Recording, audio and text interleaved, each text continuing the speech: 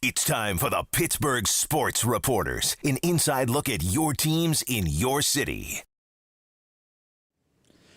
Welcome to the Pittsburgh Sports Reporters. Tim Benz and Stan Savran here. Thanks a lot for tuning in. Stan, let's start right with the obvious. The Pittsburgh Steelers bounced back defensively and beat the Buffalo Bills Sunday at Heinz Field. I thought it was a pretty good overall recovery by the defensive unit, but then again, it's not exactly the same level of competition when you're looking at E.J. Manuel versus Tom Brady, is it? No, it's and the entire New England offense that's tortured them for years. I'm not going to dismiss what they did. I think that'd be unfair, but I'm also not going to say, oh, the antidote has arrived and everything is okay. The thing that shocked me, I thought they would win yesterday, and I thought they would win because if they weren't upset over their performance in New England, they were never going to be upset about anything ever again in their entire lives. And so I expected that kind of effort. What did surprise me was that the matchups for them were horrible. They hadn't been able to stop the run. The Bills do run the ball well, mainly out of necessity.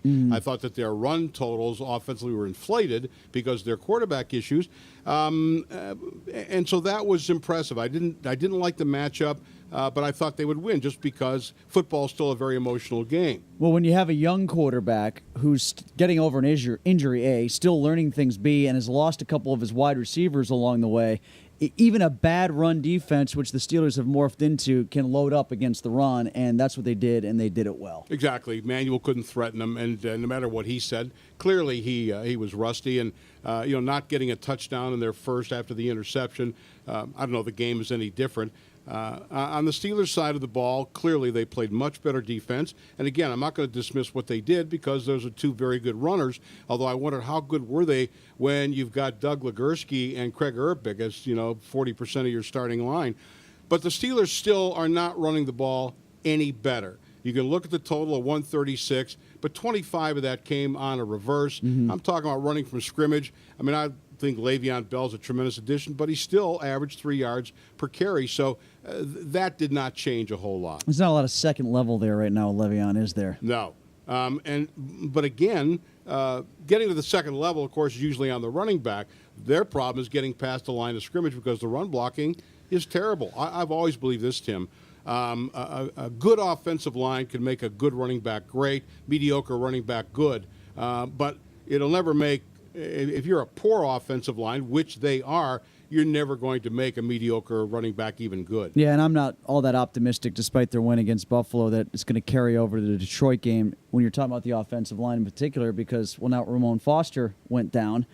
Kelvin Beachum got dinged here and there. Gilbert got dinged here and there. They got an injury to Woodley, and Shamarko Thomas rolled his ankle too. And you're going to need all the secondary help you can get against Calvin Johnson. So I don't know about you, but I'm not expecting this to turn into hey, they're going to win 6 of 8 and get in as the last seed in the AFC at 8-8 or anything like that. I'm not banking. And if they do, it won't start next week against Detroit, is my hunch anyway. It's Buffalo had a good defensive line. I was surprised they were able to do as well as they were. But now you're talking about Sue, you're talking about Nick Fairley. The Lions built their defense around those two guys. I do think one guy deserves a shout-out because I thought Mike Adams played clearly his best game as a on the goal pro. line, you're talking about the way he drove that guy into the end zone? Pancaked him, the linebacker. And in general, I thought I was watching, he played very well. And on the other side of the ball, the much-maligned William Gay had a tremendous game. He had a great game. Yeah, most of it on run support, but those guys get torched, but especially Adams. Maybe he is starting to get it a little bit. Gay, I believe, if I got my numbers right, something along the lines of 8 tackles, 2 for loss, and 1 pass defense. So, yeah, give him credit. And 2 of them for losses in the backfield. He played very aggressively on run support. And Jarvis Jones, who had been benched and got yelled at again by Mike Tomlin during, I think it was the second quarter, had a pressure in the second half that wound up being Ryan Clark's interception. And a sack. And a sack as well, which was nice to see. But the bigger story in the press box, Stan, aside from the game, I think the game was, middle of the second quarter before people started paying attention to it because everybody was still talking about the news that came out in the 10 o'clock hour, which was Ian Rappaport's report that the Steelers have been approached in the past about trading for Ben Roethlisberger, and he had a source from the Steelers tell him that they're anticipating a trade request from Ben, which doesn't seem like a lot of seed to grow a story, but the story blossomed, if you will. It did, naturally. It's one of the biggest name players in the NFL. The key there is not that the Steelers would get trade offers, but that he would request one. Right. As soon as I heard that, I doubted it immediately that he would request a trade. The other part of it, however, I'm sure that Kevin Colbert and every general manager in every sport get what constitutes an offer. Some general manager from pick a team, any team, from Houston calls up, in the middle of May and said, "Hey, would you consider trading Ben?" And it probably happens, 10 times a week. Would you consider trading so-and-so? And it works both ways. To me, that does not constitute an offer. It's a fishing expedition. They want to find out just in case. Maybe who knows? If you don't ask, you never find out. And to me, that's the extent of it.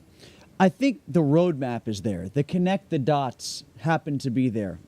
Contract situation, his age, the lack of support he's gotten on the field, the state of the team overall.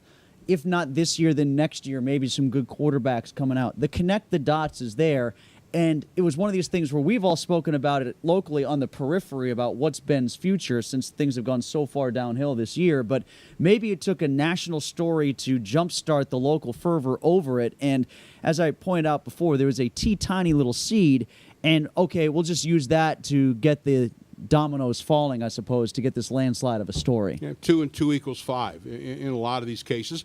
If the Steelers have been 6 and 2, obviously this never happens. And you're right, they connected the dots.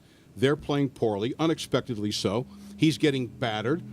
We wonder about his relationship with the offensive coordinator, so on, so on, so on, so on. And I'm sure there are a lot of teams that would like to have Roethlisberger. And by the way, it's not completely out of the realm of consideration that the Steelers would ponder such a move. Yeah, the logic is sound. Yeah, the why veracity of why we're talking about it now may not be. That's the difference, I think. Agree. I agree wholeheartedly. If you looked at it, and if the Steelers looked and said, you know what, our problems are deep, we have many problems, and they are great, then maybe this is the way. You'd have to think they'd want at least 2 number ones, and they'd want it from a team that's not very good, so that the ones would be high as well as the 2, whatever package they made up. If they determine, you know what, it's going to we think we have a 3-year rebuilding program on our hands. By that time, he's 34, 35. It'd be hard to calm down the fan base. It would depend if you would use one of those picks on a Teddy Bridgewater or whichever quarterback du jour, whichever you like. But Tim, their mentality is as well as I do. They still think they're in the playoff race this year, right, let alone scrapping for next year. They would never do that, and that's why we talk about winning the next 6.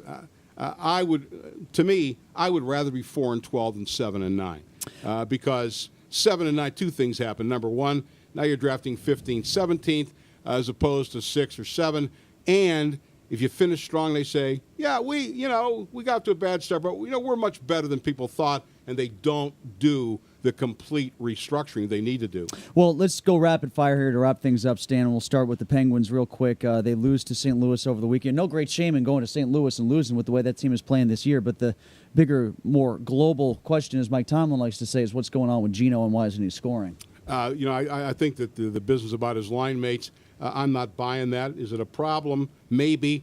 But you talk about addition and subtraction. All right, he hasn't had Neal, but he also has had Jokinen, who may be the best left wing he's had since he had Kunitz. I'm not buying that. Again, I think if you're not hitting 3-pointers, then shoot a layup and score. Yeah. Go to the net. Go to the net. Now, as far as the Pirates go, the big question for them, it's not about trading a guy in the offseason like we were talking about before with Ben. It's do they keep a guy? And the guy we're talking about keeping potentially is A.J. Burnett. He did not get a qualifying offer. Neil Huntington was on your station on 970 ESPN with David Todd, and he kind of danced around it, made it sound like, well, we're not getting as much money in revenue sharing as everybody anticipated. And, the qualifying offers, it's not often you see the smaller market teams do that anyway, so it's not that big of a deal. But it sounded very open-ended, like if they can figure out how to get him on the cheap, they'll get him. But aside from that, it ain't happening. And frankly, I support that. For example, if there's a car that you want to buy, even if you can afford it, if you think it's overpriced, then you're not paying that price as much as you'd like to have it. A.J. Burnett is not a $14 million a year pitcher. He's not. He's 37. I realize he didn't get a whole lot of support, but he's still a sub-500 pitcher on a team that finished 26 games over. At best, he's the third starter on this team, maybe a fourth starter, depending on Charlie Morton. And are they better with him? Absolutely, but only at a price. And I would rather see that money go to what I think are bigger priorities, right field and or first base. And I feel like we're giving short shrift to this, but Pitt getting a win against Notre Dame, nice win for them. It's not the greatest Notre Dame team that you're going to see. It's certainly nowhere near as good as the one that they almost beat last year on the road, which would have been a more impactful, more impressive, far more memorable victory. But did I see the stat right that was their first second-half comeback win since 2009? Is that right? If you say so. Oh, I mean, that just fascinates me. Like, haven't had a comeback win at all since 2009, and to do it at home in probably their most anticipated game of the year after the Florida State game, it's a good win for them. It's a very good win. This is not Notre Dame's best team of all time, but it's Notre Dame. And where Pitt is and where Paul Chryst was, it's absolutely a big win for them, absolutely. That's going to do it for us. Make sure you check back here next Monday for the Pittsburgh Sports Reporters. Check out Stan today starting at noon, right? At noon for Stan. And then I'll be on the air on 105.9 The X tomorrow at 6 a.m. on your home for the Penguins, 105.9 The X. Mike Lang on today at 1, by the way. More Penguins talk with Stan. Have a good one.